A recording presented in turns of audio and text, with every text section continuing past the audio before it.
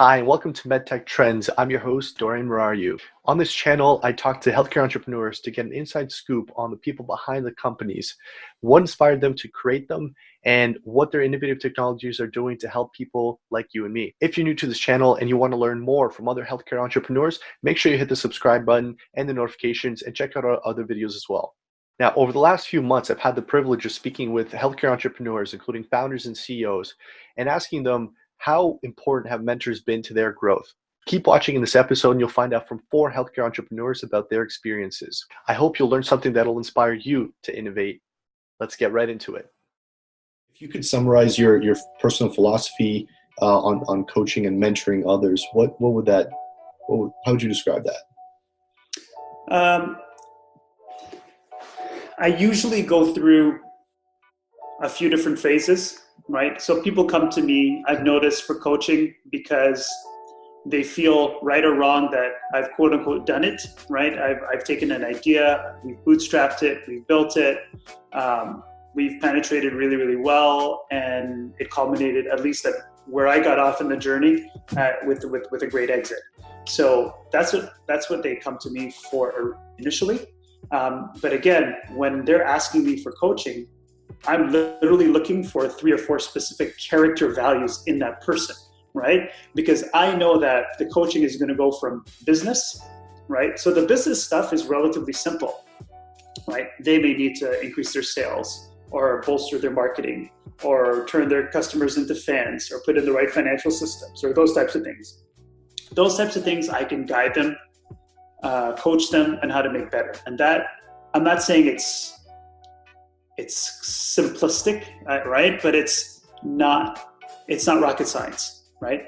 But then we start moving into the personal side of the person, right? Which is reconnecting them to, why did you get into this thing in the first place, right? That whole Simon Sinek why, like, what's the why?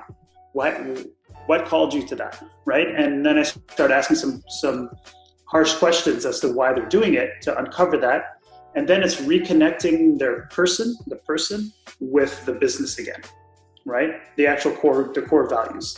So that's really my philosophy. It's very holistic because, you know, I've got so many mentors in my life, but one of them said, you know, we should always sort of observe a tripartite division of time in our days. So 8 hours of sleep and rest, 8 hours of spending time with family, friends, recreational, personal interests, etc., and then 8 hours a day of meaningful work, right? So the work piece, it's got to count for something more than just making money or being known as a founder or having a press release written about you or whatever it is, right? It's got to have an alignment with those other areas of your life as well. So part of my coaching is building those bridges back to the other parts of that person's life. You also mentioned mentors, and I wonder if you can talk a little bit about what mentorship means to you, and if mentors are part of your growth that you really relied on, or is that something that's really kind of, you know, on and off or not been that essential? Yeah, no, I think mentors have been critical to my growth. What's interesting about a startup, and especially with my co-founders, we're all quite young, so we don't have the experience per se in the space yet. When it comes to selling and marketing and especially doing that on a budget, because we have a limited runway, it becomes very difficult. I've never managed someone in my life prior to this position, and now I'm managing 5, 6, 7 people at a time. So relying on my mentors becomes very, very critical and very crucial for my success. I only get to see them about once or twice a year, even though I have about 4 or 5 of them. But I think within those 2-3 hours that I get to spend with them, I go over exactly what I need. I've written down my problems prior to the meeting, and really they focus on their experience, because that's what I think is the most valuable. They can give me their opinions, they can give me what they think is best, but ultimately that experience and what they've been through is what makes me, or what at least allows me to make decisions. That's very encouraging, absolutely, to have role models that are so close to you, because you could go out and find mentors in a lot of different places. And I think that's it's become very easy to do that, to have role models and mentors, especially in the age of social media and pretty much everything internet related. But it's not always easy to find the right person to motivate you and that can really inspire you. So if there's someone that close to you that can do that, whose opinion you can really trust, I think that goes very far. That's true, because the person that are very close to you will tell you the exact truth. That sometimes you don't want to hear, but they are here. They are there to help. How do you feel it's important, or why is it important to support others on their entrepreneurial goals? I was very lucky and privileged to be supported. I think it's natural for me to give back. And if I can give back, help, and make the difference in the lives of an entrepreneur, I'm very, very happy with that. So it's important for me also because a lot of, you acquire a lot of knowledge. And if I would have known certain things a few years ago, maybe I would have avoided to do certain mistakes, but nobody was there to tell me. Now I say, okay, I've done some mistakes, I should share, the lessons learned from that, and to maybe also with my network to open doors for people who need it. So for me, it's to support entrepreneurs. Of course, I have knowledge, and my network is mostly within the health network. So I tend to give most of my time to committees and boards within the health area. But I'm also involved in the entrepreneurship in Quebec. To make sure that we give, another challenge is when you start your company, no matter your field of expertise, where do you go? How do you start? When is the best timing to look for money? Who are the person who can help you with that? You face many questions, and it's very challenging, and you don't know. You really don't know. You need to search the information, to test the information, so I would like to help in facilitating that work for entrepreneurs. And I think in Quebec, the organizations here are doing a very good job, because I'm involved at the Table d'Entrepreneuriat. The objective is to develop some tools to help entrepreneurs. First, educate young people to the possibility to become an entrepreneur.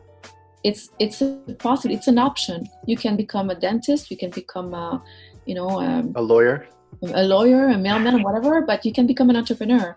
And there are now some very interesting courses not only at the universities, but also at the college, high schools, and even at the elementary school now, they try to implement this. So I'm very, very proud to be part of that initiative. And we continue now with mapping the road of the entrepreneur.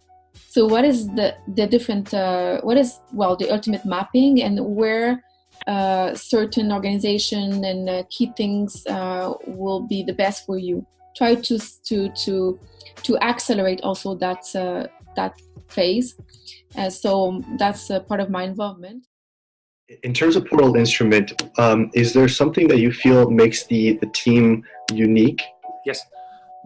Yeah, I think we have. So here's what we do, and so it is a fun balancing act. We're bringing the very young, enthusiastic, MIT engineers or MIT types, and of course we hire from Harvard and Northeastern and all the great universities here in Boston, and they come in with new approaches, state-of-the-art knowledge, and then we pair them with folks who've done 20 plus years, who have 20 plus years experience in their field. So that's kind of the mix that you have.